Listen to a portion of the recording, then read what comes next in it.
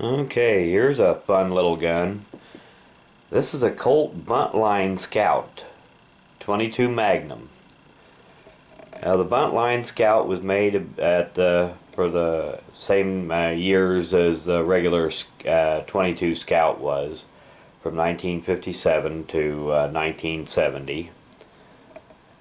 And this particular one is in 22 Magnum, and it was made in 1959. Now some of the later ones had interchangeable cylinders for 22 long rifle and 22 Magnum, but this one's too early for that. I don't think they started making the ones with the interchangeable cylinders up until, I don't know, 64 or 65, something like that. For its age, this thing is in beautiful shape. It's almost as old as I am, and it's in a lot better shape than I am. But these operate just like a standard single action Army Colt. Take it to half cock to rotate the cylinder.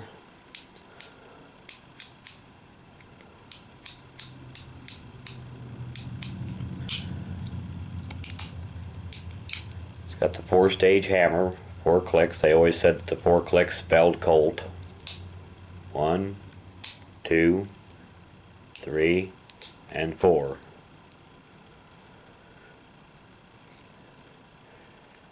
And these have got nice little triggers on them.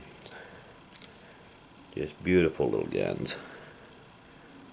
See if I can get this to show up here.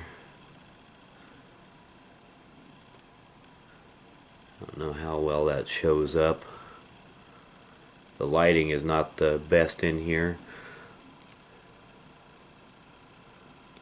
Got the nice little Colt pony in the circle there. It's pretty much standard on Scout pistols.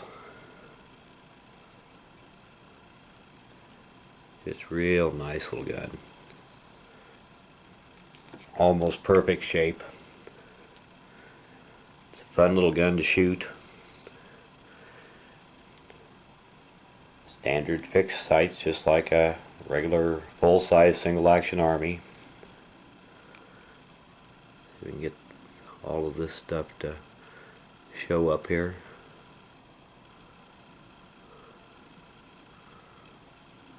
Maybe that'll show up a little better or get a little farther away from the camera. But these were made in several varieties.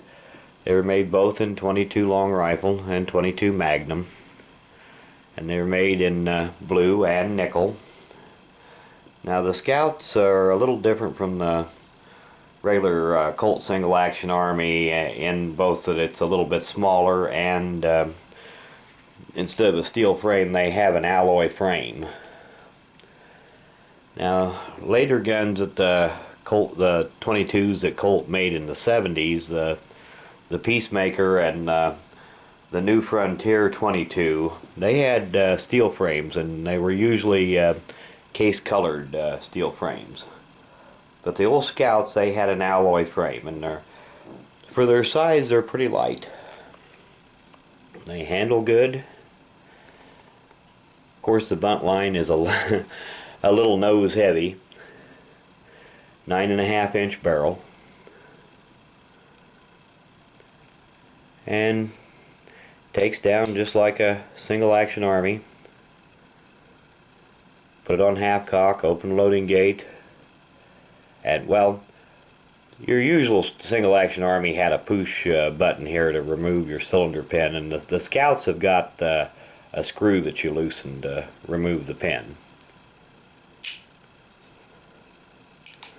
And like any rimfire, you shouldn't dry fire them without anything in the chamber. Have a little time, it'll mess up your firing pin doing that.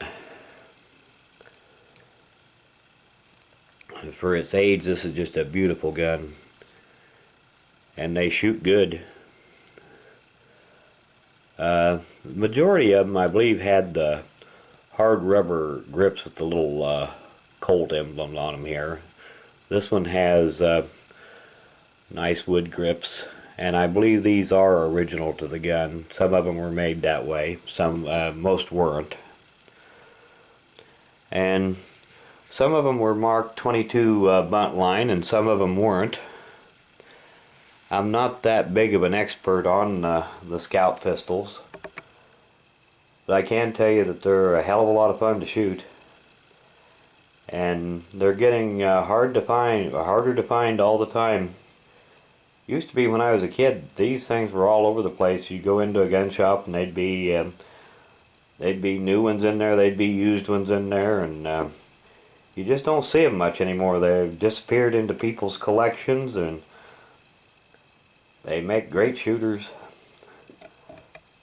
And the normal Scout had a much shorter barrel, and they had a variety of barrel lengths. I think most of them were around 5.5 inch.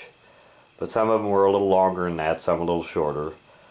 But all of the Buntline models had the standard 9.5 inch barrel. The Buntline 22s anyway. The centerfire Buntlines had either a 10 or a 12 inch barrel.